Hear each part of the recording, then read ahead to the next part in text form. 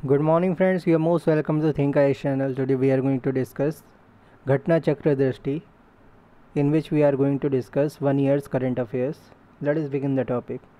वैदिक परिदृश्य current notes, राष्ट्रीय एवं अंतर्राष्ट्रीय महत्व की वैदिक घटनाओं का विश्लेषण, रक्षा अधिग्रहण प्रक्रिया 2020 में संशोधन अमेंडमेंट, रक्षा क्षेत्र में मेक इन इंडिया और आत्मनिर्भरता, जिसमें हम आत्मनिर्भर भारत को भी देख रहे हैं, को बढ़ावा देने के लिए 25 अप्रैल 2022 को रक्षा अधिग्रहण प्रक्रिया डिफेंस एक्विजिशन प्रोसीजर DAP 2020 में संशोधन किया गया है। स्मरणीय तथ्य, इस संशोधन से घरेलू उद्योग को 100 करोड़ रुपए से अधिक की लागत के अधिग्रहण के लिए integrity pact bank guarantee IPBG नहीं देनी होगी। घरेलू उद्योग पर वित्तीय बोझ को कम करने हेतु IPBG छूट वित्तीय मंत्रालय की सिफारिश पर है। IPBG integrity pact bank guarantee, IPBG की बजाय integrity pact guarantee bank guarantee की बजाय 100 करोड़ रुपए से अधिक के सभी अधिग्रहण मामलों के लिए बयाना राशि जमा अर्नेस्ट मनी डिपॉजिट EMD को सुरक्षा राशि के रूप में लिया जाएगा। रक्षा अधिग्रहण 2020 की innovations for defence excellence IDEX पद्धति के तहत खरीद प्रक्रिया को सरल बनाया गया है। इसके साथ ही सरलीकरण के साथ AON के अनुदान से अनुबंध पर हस्ताक्षर करने में लगने वाला समय घटकर 22 सप्ताह हो जाएगा।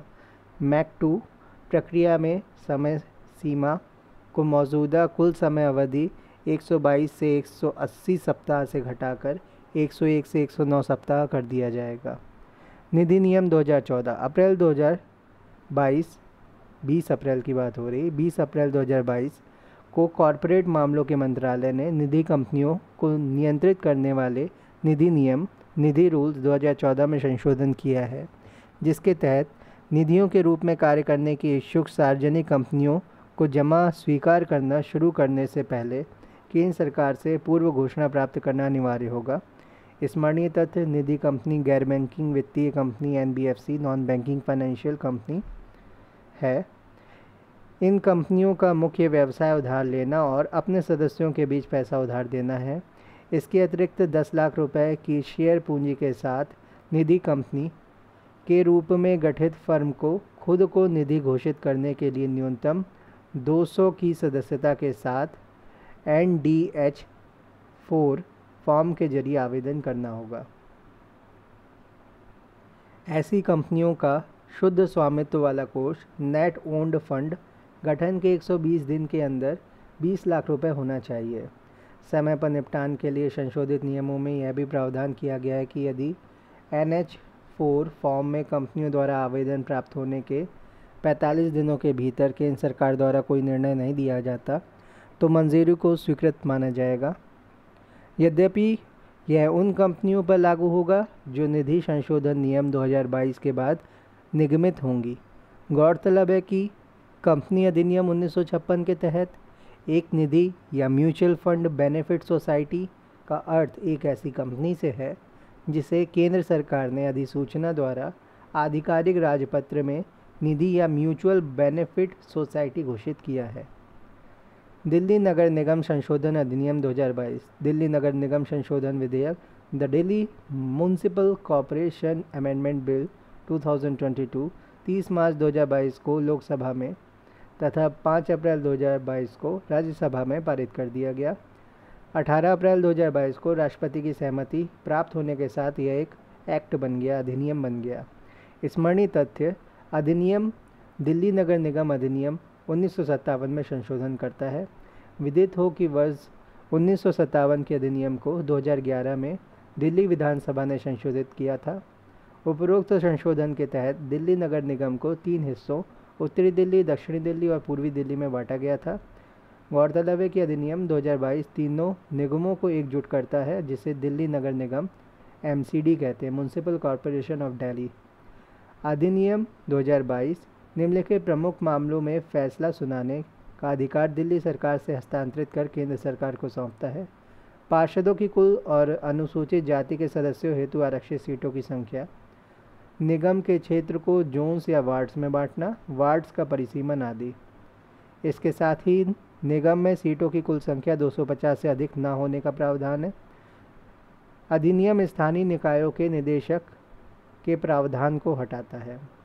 दंड प्रक्रिया शनाख्त अधिनियम 2022, ये बहुत इंपॉर्टेंट है। दंड प्रक्रिया शनाख्त विधेयक the criminal procedure identification bill 2022 4 अप्रैल 2022 को लोकसभा द्वारा तथा 6 अप्रैल 2022 को राज्यसभा द्वारा पारित हुआ। 18 अप्रैल 2022 को राष्ट्रपति के हस्ताक्षर हो गए। स्मरणीय तथ्य, ये अधिनियम बंदी की शनाख्त अधिनियम the identification of prisoners act 1920 का स्थान लेता है। तुलना, वर्ष 1920 का जो अधिनियम था परिवर्तित वर्ष 2022 का अधिनियम बन गया है। कैसा डेटा जमा किया जा सकता है? उंगलियों के निशान एवं पैर के छाप शामिल थे 1920 में। तो 1920 में क्या क्या शामिल था? उंगलियों के निशान थे और पैर की छाप। 2022 में क्या है? हथेलियों की छाप हो गई, आइरिस और रेटिना स्कैन, दस्तखत सिग्नेचर हो गए और लेखन हैंडराइटिंग हो गई। बायोलॉजिकल सैंपल हो गया, खून हो गया, सीमन हो गया, बाल हो गया, विसरा कहते हैं सीमन को, एवं उनका विश्लेषण, उंगलियों के निशान, पैर के छाप और फोटोग्राफिक्स शामिल हैं।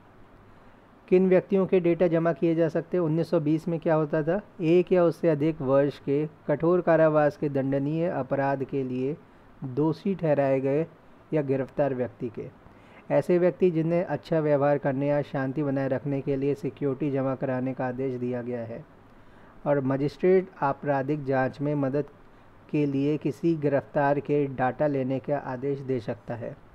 2022 में क्या है? अपराधी या किसी मामले में गिरफ्तार व्यक्ति, हालांकि सिर्फ ऐसे व्यक्ति से ही ज़बरदस्ती बायोलॉजिकल सैंपल लिए जा सकते हैं जिसने किसी महिला या बच्चे के साथ अपराध किया हो, या ऐसे कोई अपराध जिसमें न्यूनतम 7 वर्ष की कैद हो, किसी निवारक निरोधक कानून के अंतर्गत हिरासत में लिया गया व्यक्ति। तो ये वाले प्रावधान 2022 के थे और 1920 के पहले वाले प्रावधान थे। राष्ट्रीय अपराध record bureau NCRB, national crime record bureau, आंकड़े बनाए रखने हेतु केंद्रीय एजेंसी होगी। NCRB आंकड़ों या डेटा को कानून प्रवर्तन एजेंसियों के साथ साझा करेगा। एकत्र किए गए डेटा को 75 वर्षों तक डिजिटल या इलेक्ट्रॉनिक रूप में रखा जाएगा। काफ़ी लंबा टाइम है ये। संविधान अनुसूचित जाति और अनुसूचित जनजाति आदेश संशोधन अधिनियम 2022, तो इसमें SC ST के लिए प्रावधान है। संविधान SC ST आदेश संशोधन विधेयक the constitutional schedule caste and schedule tribes orders amendment bill 2022 को मार्च 2022 को राज्यसभा द्वारा और 5 अप्रैल 2022 को लोकसभा द्वारा पारित किया गया। 8 अप्रैल 2022 को राष्ट्रपति की मंजूरी मिल गई, फिर ये अधिनियम बन गया।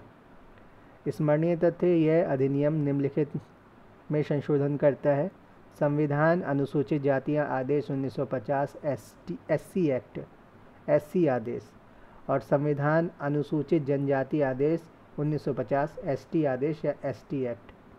तो SC और ST एक्ट 1950 के में कॉन्स्टिट्यूशन के जो आदेश थे उसके हिसाब से अमेंडमेंट हुए हैं। अधिनियम के तहत झारखंड की SC सूची से भोक्ता समुदाय को निकालकर राज्य की ST सूची में शामिल किया गया है। इसके साथ ही झारखंड में ST सूची में कुछ समुदायों को शामिल करने हेतु ST आदेश की अनुसूची में संशोधन करता है। ये समुदाय देशवारी, गंजू, दौलतबंदी या द्वालबंदी, पटबंदी, राउत, माझिया, खैरी या खेरी, तमरिया, जिसको हम तमड़िया भी कहते हैं, और पुरान हैं। संविधान अनुसूचित जाति आदेश संशोधन अधिनियम 2022, संविधान अनुसूचित जाति आदेश संशोधन विधेयक the constitution schedule tribes orders amendment bill 2022 28 मार्च 2022 को लोकसभा, 6 अप्रैल 2022 को राज्यसभा और 18 अप्रैल 2022 को राष्ट्रपति की सहमति से एक्ट बन गया, अमेंडमेंट हुआ इसमें। स्मरणीय तथ्य, अधिनियम 2022 संविधान अनुसूचित जनजाति आदेश 1950 में संशोधन करता है। ध्यातव्य कि संविधान अनुसूचित जनजाति आदेश 1950 विभिन्न राज्यों और केंद्र शासित प्रदेशों में अनुसूचित जनजातियों एवं आदिवासी समुदायों को निर्दिष्ट करता है। नवीनतम अधिनियम द्वारा वर्ष 1950 के आदेश की अनुसूची के भाग 15 में संशोधन किया गया है। भाग 15 त्रिपुरा में अनुसूचित जनजातियों को निर्दिष्ट करता है। नवीनतम अधिनियम के द्वारा त्रिपुरा में अनुसूचित जातियों की सूची में कुकी जनजाति की उपजाति सब ट्राइब के रूप में दारलोंग समुदाय को शामिल किया गया है। वैसे इसमें अनुसूचित जनजाति होना चाहिए, ठीक है, अनुसूचित जाति की बात कर रहा है यहाँ पर।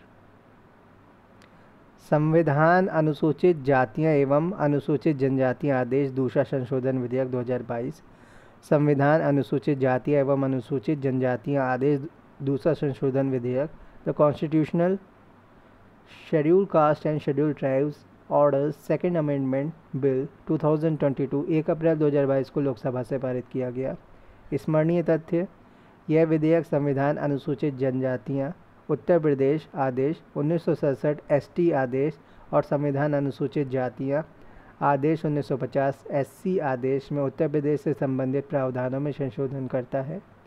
विधेयक अनुसूचित जाति एससी आदेश में संशोधन करता है ताकि निम्नलिखित 4 जिलों में गौंड समुदाय को एससी सूची से हटाया जा सके: चंदौली, कुशीनगर, संत कबीर नगर और संत रविदास नगर।